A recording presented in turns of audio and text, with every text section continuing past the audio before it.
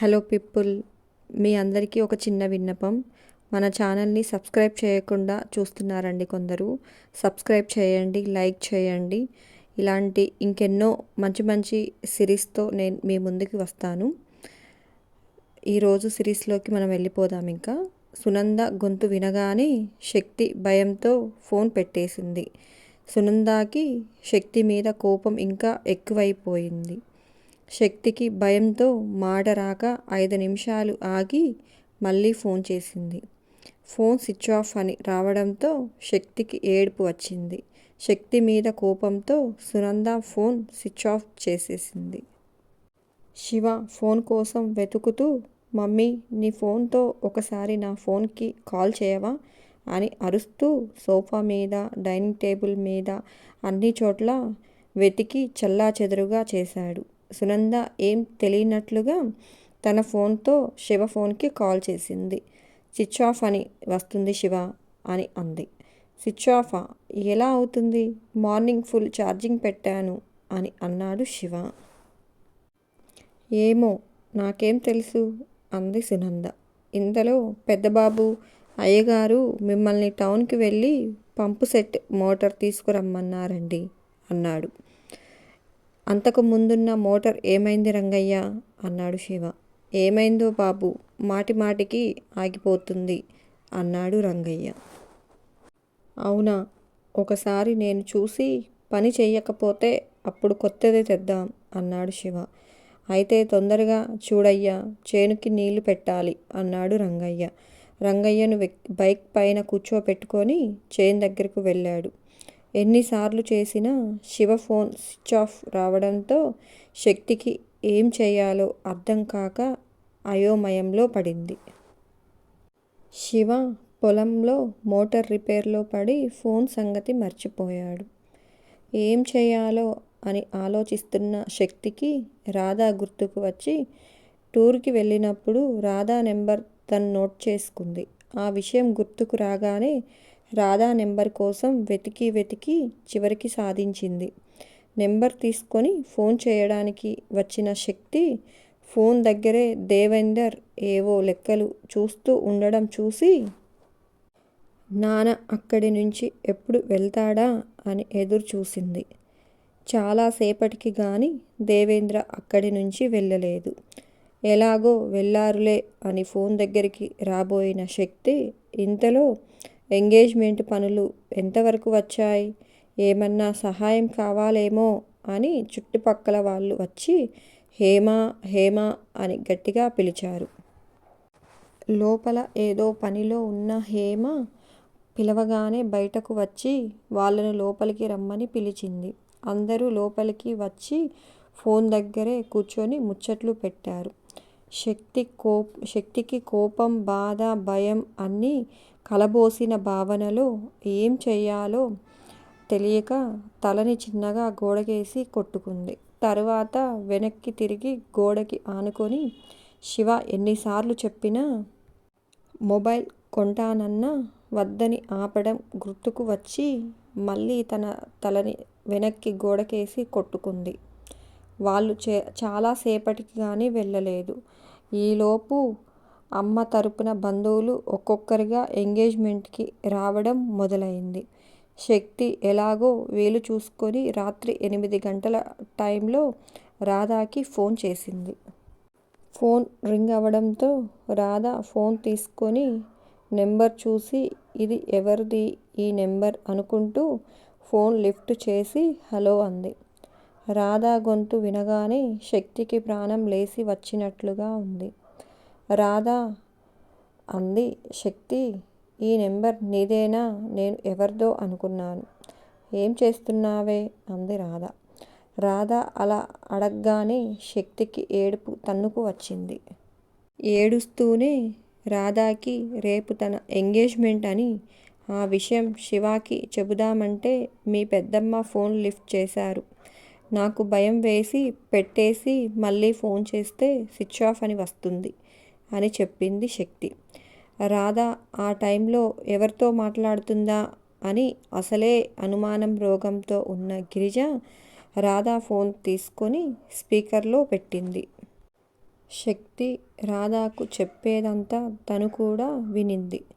ఎలాగైనా మీ అన్నయ్యకు ఈ విషయం చెప్పవే ప్లీజ్ అంటూ శక్తి రాధాని బతిమిలాడింది. గిరిజ ఫోన్ రాధకిచ్చి సరే అని చెప్పమన్నట్లుగా సైగ చేసింది. నేను చెప్తాన్లేవే, నువ్వు ఏడ్వకు అంది రాధ. ఇంతలో ఎవరో వస్తున్న అలికిడి విని శక్తి ఫోన్ పెట్టేసి అక్కడి నుంచి వెళ్ళిపోయింది. శక్తి మాటలు విన్న దగ్గరి నుంచి గిరిజ మెదడులో ఏవేవో ఆలోచనలు సుడులు తిరుగుతున్నాయి. శక్తి మాటలను బట్టి తోటి కోడలే శివ ఫోన్ని కావాలనే స్విచ్ ఆఫ్ చేసింది అనే విషయం గిరిజ సూపర్ బ్రెయిన్కి అర్థమైపోయింది. ఓహో, మెల్లిగా ఈ పిల్లను అడ్డు తప్పించి అత్తయ్యకు నచ్చినట్లు ఆడపడుచు కూతుర్ని కోడలిగా చేసుకోవడానికి లైన్ క్లియర్ చేస్తున్నావా అనుకుంటుంది మనసులో. ఈ గిరిజ ఉండగా నీ వేషాలు ఎలా సాగనిస్తుంది? నిన్ను అత్తయ్య గారి ముందు తలదించుకునేలా చేయకుండా ఎలా వదులుతుంది అనుకుంది మనసులో. శివకి ఈ విషయం తెలిస్తే ఇప్పుడే వెళ్ళి అక్కడ నానా హంగామా చేస్తాడు. అందుకే ఇప్పుడు చెప్పకూడదు అనుకుంది గిరిజ. రాధాకి శక్తి ఫోన్ చేసిన విషయం చెప్పడం కోసం గిరిజ చూడకుండా మెల్లిగా అక్కడి నుంచి జారుకొని పెద్నాన్న ఇంటికి వెళ్ళింది. అన్నయ్య అన్నయ్య అని శివాని పిలిచింది రాధ. ఆ మాటలకు అన్నయ్య లేడే, మధ్యాహ్నం అనగా చేను దగ్గరకు వెళ్ళాడు, ఇంకా ఇంటికి రాలేదు అంది సునంద. అవునా అంది రాధ. ఆ, ఏంటి మీ అన్నయ్యతో ఏమన్నా పని ఉందా అంది సునంద. ఏం లేదు పెద్దమ్మ, ఊరికే అంది రాధ. వాళ్ళ గొడవలు ఎలా ఉన్నా రాధ అంటే సునందకి ప్రేమ ఎక్కువే. చిన్నప్పుడు గిరిజ దగ్గర కన్నా సునంద దగ్గరే ఎక్కువ ఉండేది. గిరిజ ఎన్ని పిచ్చి పిచ్చి వేషాలు వేసినా రాధాని మాత్రం సునందకి రామకృష్ణకి దూరం చెయ్యాలి అని ఎప్పుడూ ఆలోచించలేదు. రాధాకి ఇష్టమైన గోంగూర పచ్చడి అని సునంద వేడివేడి అన్నంలో నెయ్యి వేసి కలిపి రాధాకి తినిపించింది. చాలాసేపు చూసినా శివ రాకపోయేసరికి గిరిజ పిలిచిందని రాధ ఇంటికి వెళ్ళిపోయింది. శివ ఎప్పటికో ఇంటికి వచ్చాడు. ఇప్పుడు దాకా ఏంటి నాన్నా అంది సునంద. మోటార్ సెట్ చేసేటప్పటికి లేట్ అయింది మమ్మీ. అవునా, నా ఫోన్ కనిపించిందా మమ్మీ అని అడిగాడు శివ. నాకు కనిపించలేదు శివ అంది సునంద తల పక్కకు తిప్పుకొని. పొద్దున్నుంచి పనిలో అలసిపోయిన శివ ఏదో కొంచెం తిని బెడ్ మీద వాలగానే నిద్రలోకి జారిపోయాడు. సునంద శివ రూంలోకి వచ్చి పక్కన కూర్చొని తల నిమురుతూ నన్ను క్షమించు కన్నా, నేను చేసింది తప్పు అని నాకు తెలుసు, అయినా చెయ్యక తప్పడం లేదు. నీ భవిష్యత్ బాగుండాలి అంటే ఆ అమ్మాయి నీ జీవితంలో ఉండకూడదు. నువ్వు ఎప్పుడూ సంతోషంగా ఉండాలి. నీ సంతోషం కోసం నేను ఏమైనా చేస్తాను. అది తప్పో ఒప్పో నాకు అవసరం లేదు. అందుకే మిమ్మల్ని వేరు చేయడానికి నేను ఏం చేయడానికైనా సిద్ధం అనుకుంటుంది సునంద మనసులో. శివ పొద్దున్నే లేచి జాగింగ్కి వెళ్ళి ఫ్రెష్ అయి వచ్చి ఆరు బయట చెట్టు కింద కూర్చున్నాడు. శివ తాపీగా చెట్టు కింద కూర్చోవడం చూసిన గిరిజ, ఇదిగో పెద్దబాబు, మీ అమ్మ మాటలు విని నేను గయ్యాళిదాన్ని అని నువ్వు అనుకుంటున్నావు అని నాకు తెలుసు. నిజానికి నేనేమీ అలాంటి దాన్ని కాదు అంది. ఆ మాటలు విన్న శివ నవ్వుతూ, మీ గురించి నేనెప్పుడూ అలా అనుకోలేదు పిన్ని అన్నాడు. ఆ విషయం నాకు తెలుసు పెద్దబ్బాయి. నీ మీద ప్రేమ ఒలకపోసే వాళ్ళంతా నీకు ఎంత అన్యాయం చేస్తున్నారో నీకు తెలుసా అంది గిరిజ కళ్ళన్నీ తిప్పుతూ. శివ నవ్వుతూ, నాకు అన్యాయం చేయడం ఏంటి పిన్ని అన్నాడు శివ. నీ ఫోన్ నిన్నటి నుంచి కనబడుతుందా అంది కళ్ళెగరేస్తూ. అప్పటి వరకు నవ్వుతూ పిన్ని మాటల్ని ఎంజాయ్ చేస్తున్న శివ మొహంలో రంగులు మారడం గిరిజ గమనించింది. కనిపించడం లేదు. ఎక్కడో పెట్టి మర్చిపోయాను. ఆ విషయం మీకెలా తెలుసు? అన్నాడు శివ లేచి మెల్లగా గిరిజ వైపుకు వస్తూ. కనిపించదు. ఎలా కనిపిస్తుంది? దాని గొంతు నొక్కేసి ఎక్కడో దాస్తే అంది గిరిజ వెటకారంగా. ఏంటి పిన్ని నువ్వు అనేది? నా ఫోన్ని ఎవరైనా తీసుకున్నారా? అన్నాడు శివ. హా, పెద్దబాబు నీ ఫోన్ని కావాలని స్విచ్ ఆఫ్ చేసి దాచేశారు అంది గిరిజ. ఎవరు పిన్ని? అన్నాడు శివ. ఇంట్లోకి వచ్చే నీ ఫోన్ తీసుకునే ధైర్యం ఎవరికి ఉంటుంది చెప్పు? పెదబాబు మీ మమ్మీ చేసింది అంది గిరిజ. మా మమ్మీ నా ఫోన్ ఎందుకు తీసుకుంటుంది? అన్నాడు శివ. ఎందుకు తీసిందో మీ మమ్మీనే అడుగు. ఏం చెప్తుందో విను అంది గిరిజ. ఆ మాటలకి శివ మమ్మీ మమ్మీ అని కేకలు వేశాడు. అది విని సునంద బయటకు వచ్చి, ఎందుకురా అలా అరుస్తున్నావు? అంది సునంద. నా ఫోన్ ఏమైంది మమ్మీ? అన్నాడు శివ.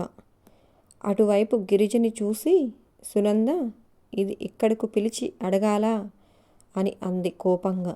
పర్వాలేదులే, నేనేది వినను గాని పెద్దబాబు ఏదో అడుగుతున్నాడుగా, సమాధానం చెప్పు అంది గిరిజ. గిరిజకి ఫోన్ సంగతి ఎలా తెలిసింది అని ఆలోచనలో పడింది సునంద. మమ్మీ నా ఫోన్ ఎక్కడ ఉందో నీకు తెలుసా? అన్నాడు శివ. తెలియడం ఏంటి బాబు? దాన్ని స్విచ్ ఆఫ్ చేసింది మీ మమ్మీ. ఎందుకో తెలుసా? ఆ పిల్ల పేరు ఏంటంటే శక్తి. తను నీకు ఫోన్ చేసింది. అందుకే మీ మమ్మీ నీ ఫోన్ని స్విచ్ ఆఫ్ చేసింది. నేను చేస్తేనే సరిగా మాట్లాడదు. అది నాకెందుకు ఫోన్ చేసింది? అన్నాడు శివ. ఎందుకంటే ఈరోజు తన నిశ్చితార్థమంట. మీ మమ్మీ ఫోన్ స్విచ్ ఆఫ్ చేసేసరికి ఏడుస్తూ మన రాధకు ఫోన్ చేసింది అంది గిరిజ. ఆ మాట వినగానే శివకి ఒక్కసారిగా షాక్ కొట్టినట్టు అయ్యింది. వాట్ అని గట్టిగా అరిచాడు. అవును అన్నయ్య, మమ్మీ చెప్పింది నిజమే. నిన్న శక్తి నాకు కాల్ చేసింది. ఇంట్లో తనకి చెప్పకుండా వాళ్ళ బావతో ఎంగేజ్మెంట్ ఫిక్స్ చేశారంట. తనకి తెలిసాక ఈ విషయం నీకు ఫోన్ చేసి చెబుదామని కాల్ చేస్తే పెద్దమ్మ లిఫ్ట్ చేసేసరికి భయపడి పెట్టేసిందంట. మళ్ళీ కాల్ చేస్తే స్విచ్ ఆఫ్ అని వస్తుంది అని నాకు ఫోన్ చేసింది. నీకు ఈ విషయం చెబుదామని రాత్రి ఇంటికి వస్తే నువ్వు లేవు అన్నయ్యా అంది రాధ. ఆ మాటలు వినగానే శివ కోపంగా సునంద వైపు చూశాడు. ఈరోజు తన ఎంగేజ్మెంట్ అని నిజంగా నాకు తెలియదు నాన్న అని ఏదో నచ్చ చెప్పబోయింది సునంద. శివ అవేమి పట్టించుకోకుండా లోపలికి వెళ్ళి బైక్ కీస్ తీసుకొని ఫాస్ట్గా బైక్ స్టార్ట్ చేసి స్పీడ్గా వెళ్ళిపోయాడు. సునంద కోపంగా గిరిజ వైపు చూసి, ఇప్పుడు చల్లబడ్డాయా నీ కళ్ళు అంది. అప్పుడే ఎక్కడ చల్లబడతాయి? పెద్దబాబు ఈ టైంలో అక్కడికి వెళ్ళి ఏం చేస్తాడు? నా కళ్ళారా చూడగలిగితే కదా నా కళ్ళు చల్లబడేది అంది గిరిజ. గిరిజ మాటలు వినగానే సునందకు కూడా శివ ఏం చేస్తాడో, ఒంటరిగా వెళ్ళాడు అనే భయం మొదలైంది. వెంటనే రామకృష్ణకి ఫోన్ చేసి విషయం అంతా చెప్పింది. ఇల్లంతా బంధువులు చుట్టాలతో వాళ్ళతో కలకల్లాడుతూ ఉంది. కానీ శక్తి మొహం మాత్రం వాలిపోయింది. శివ రాలేదు సరికదా, ఫోన్ కూడా చేయలేదు. అసలు రాధ శివకి విషయం చెప్పిందా? ఇప్పుడు ఎంగేజ్మెంట్ తనకి ఇష్టం లేదు అని పెద్దగా అరవాలని ఉంది. కానీ నోరు మెదపలేదు. ఏం చెయ్యాలో అర్థం కాని అయోమయంలో ఉంది శక్తి. ఇంతలో పంతులు గారు శక్తిని తీసుకురమ్మన్నారు అని చుట్టాలు ఎవరో వచ్చి చెప్పారు. అప్పటికే రెడీ అయిన శక్తికి అడుగు కూడా అక్కడి నుంచి కదపాలని లేదు. కానీ ఎవరో చెయ్యి పట్టుకొని తీసుకువెళ్తుంటే నరకంలోకి వెళ్తున్నట్లు ఉంది శక్తికి. అప్పటికే పూజ మొదలైంది. శక్తి వెళ్ళాక కూడా పూజ కార్యక్రమాలు చేసి ఉంగరాలు మార్చుకోవడానికి రంగం సిద్ధమైంది. శక్తి బావ ఉంగరం తొడగడానికి శక్తి చెయ్యి కోసం చూస్తున్నాడు. శక్తి ఎంతసేపటికి చెయ్యి ముందుకు చాపకపోవడంతో చుట్టాలంతా పిల్ల సిగ్గుపడుతుంది అని ఆట పట్టిస్తున్నారు. శక్తి చెయ్యిని బలవంతంగా ముందుకు చాపారు. వాళ్ళ బావ శక్తి చేతికి ఉంగరం పెట్టాడు. శక్తికి ఆ రింగు పీకేసి విసిరి కొట్టాలి అనిపించింది. కానీ ఏం చేయలేదు. శక్తి చేతికి రింగిచ్చి వాళ్ళ బావ వేలికి పెట్టమన్నారు. వాళ్ళ బావ చెయ్యి చాపి రెడీగా ఉన్నాడు. శక్తికి మాత్రం ఉంగరం పెట్టకుండా అలాగే నిలబడింది. శక్తి పెట్టు, ఎంతసేపు చూస్తావు అని అరిచింది హేమ. శక్తికి మాత్రం ఏం చలనం లేకుండా అలాగే నిలబడి ఉంది. ఇంతలో కొంచెం దూరం నుంచి పెడితే నా చేతిలో చస్తావు అనే మాటలు వినిపించగానే అప్పటి వరకు కళాకాంతి లేని శక్తి మొహం ఒక్కసారిగా వెలిగిపోతుంది. మొహంలోకి మెరుపులు వచ్చేశాయి మన శక్తికి. అందరూ ఆ మాటలు ఎక్కడి నుంచి వస్తున్నాయా అని ఆశ్చర్యంగా చూశారు. వెనక్కి తిరిగి చూశారు. శివ శక్తి వైపు చూసి, పెట్టావంటే నెక్స్ట్ సెకండ్ నా చేతిలో చచ్చిపోతావు అంటూ శక్తి చేయి తీసుకొని అంతకుముందు వాళ్ళ బావ పెట్టిన ఉంగరం లాగి తీసి ఆ ఉంగరాన్ని శక్తి వాళ్ళ బావ చేతిలో పెట్టేశాడు మన శివ. జరుగుతుంది అంతా అందరూ కళ్ళప్పగించి చూస్తున్నారు. హే, ఎవరు నువ్వు, ఏంటి గొడవ అని పెద్దగా అరిచాడు శక్తి బావ. గొడవ కాదు బాస్, ఇది ఆల్రెడీ నా పెళ్ళాం. నా పెళ్ళాన్ని నువ్వు మళ్ళీ పెళ్లి చేసుకుంటే బాగోదు కదా అంటూ శక్తిని తన దగ్గరకు లాక్కున్నాడు శివ. అక్కడ అంతా గందరగోళం మొదలైంది. చుట్టాలు, చుట్టుపక్కల వాళ్ళు ఒకరికి ఒకరు చెవులు కొరుక్కుంటున్నారు. ఇంతలో దేవేంద్ర కలగ చేసుకొని, ఎవరు నువ్వు, ఏం మాట్లాడుతున్నావో అర్థమవుతుందా అన్నాడు కోపంగా. శక్తి బావ అతని బంధువులు ఒక అడుగు ముందుకేసి, వాడితో మాటలేంటి మామయ్య, 4 తన్ని బయటకు పంపించక అంటూ శివ మీదికి వెళ్ళబోయారు. అంతే, శివ ముందుగా తన మీదికి వచ్చిన వాడిని ఒక్క గుద్దు గుద్దాడు. వాడు బాధతో మెలికలు తిరుగుతూ కింద కూర్చున్నాడు. ఎవడ్రా నన్ను తన్నేది, అంత మగాడు ఉన్నాడా? ఉంటే రండ్రా, ఒక్కసారి చెయ్యి వేసి చూడండి. వాడిని సగం గుద్దితే అలా పడి ఉన్నాడు. ఇంకా గట్టిగా గుద్దితే పైకి పోయేవాడు. ఇది చూశాక కూడా ఇంకా నా మీదికి అనే ఉత్సాహం ఉన్నవాళ్ళు రావచ్చు అన్నాడు శివ. కానీ అక్కడ ఎవరూ ధైర్యం చేసి ముందుకు వెళ్ళలేదు. మర్యాదగా మాట్లాడుతున్నా కదా, అంత బలిపేంట్రా నీకు అన్నాడు శివ కోపంగా శక్తి బావ వైపు చూసి. ఏంట్రా నువ్వు మాట్లాడేది అన్నాడు శక్తి బావ. మాటికి చెప్పలేను రా, ఇది నా పెళ్ళాం అని.